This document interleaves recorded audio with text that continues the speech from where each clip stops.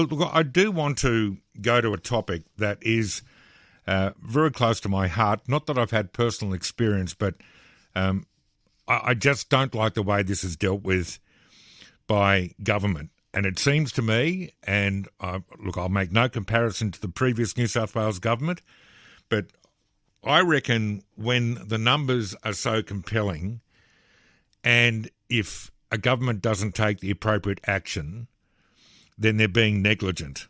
And I do believe the New South Wales government could do a lot more. And I am talking here about road fatalities, specifically those caused by drunken and drug-affected drivers. As I say, I've been talking about this over the summer period when I was here for Ray. Now, there's so many issues around these fatalities. The impact on families who lose loved ones, the inadequate sentencing of those drivers responsible, and young drivers who continue to drink, take drugs, speed with no awareness of the potential fatal dangers to themselves and others. And then, of course, you've got that other cohort we talk about, disqualified drivers, who too often end up driving whilst disqualified. I mean, what do you do with them? All this is very difficult.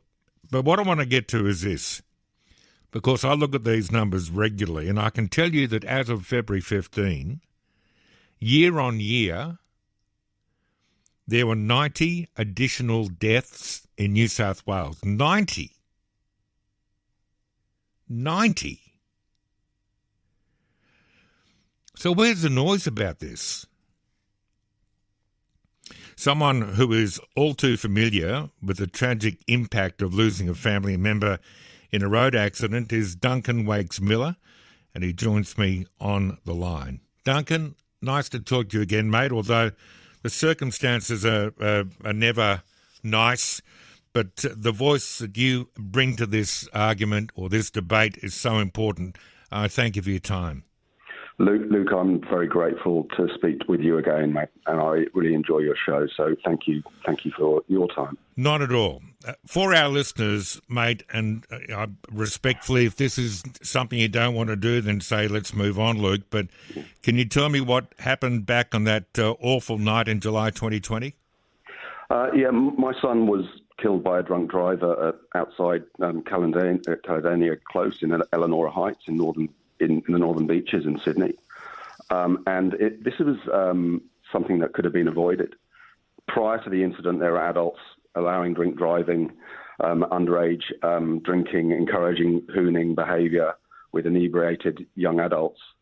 And then a young man took a whole bunch of his mates in a car, driving drunk and hoons down the road. Two people in the car asked him to slow down. He didn't. He accelerated. He hit a stone fence. My son was mortally wounded. The driver then stumbled out of the car and called three people and didn't call 000, someone else did. Eventually the ambulance and the paramedics arrived and my son died 20 minutes later. The police turned up on the scene and they didn't breathalyse the driver, although he did record an alcohol reading of 0.142 nearly 2 hours later. The driver has never shown any remorse to my family. No one took accountability for what happened preceding to that event. When we went to court, Magistrate Duncan described the incident as an accident, which is a very poor description with an excuse bolted in when the driver clearly drove drunk and he repeated to drive badly after being asked not to and didn't render assistance. And also, there was no wetness in the road. The police report said there was nothing to do with it. So the issue here is that the driver got away with a 12-month driving ban.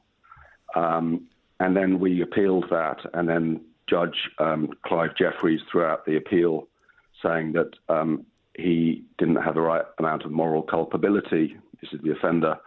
And because he was 17, he also suppressed the court transcript. So my son was killed in an act of vehicular homicide, in my opinion. The driver is driving around in a white ute on the Northern Beaches, happily. He's supposed to have an alcohol interlock, but that's not necessarily being enforced by New South Wales Police or Transport for New South Wales. And we then glance at the figures, and you talk about the figures today, and there's 364 people have died in New South Wales on the roads. That's one a day. And there's 9,663 people who have been admitted to hospital with serious injuries. That's one every hour in New South Wales. And we continue to have a jamboree in politics where no one actually takes any action. Now, I know, because I've met both Mark Speckman and Chris Minns, I think they're both good men. But it's time to throw away the political tit for tat and actually get down and dirty and start changing. Because we need to have a complete mindset change around road safety. It needs to be as significant as the action that people have taken around the social anathema of domestic violence, where it's totally unacceptable behaviour. Dangerous driving is something that can be stopped if people think that it is the wrong thing to do. And this starts with education, but it also ends with really strong legislation. So we need tougher laws, and we need the police to lean in and help.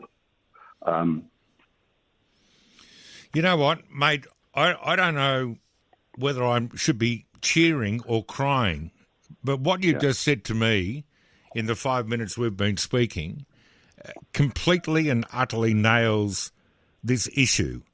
And what I want to say to my listeners is, for a moment, let me share this with you.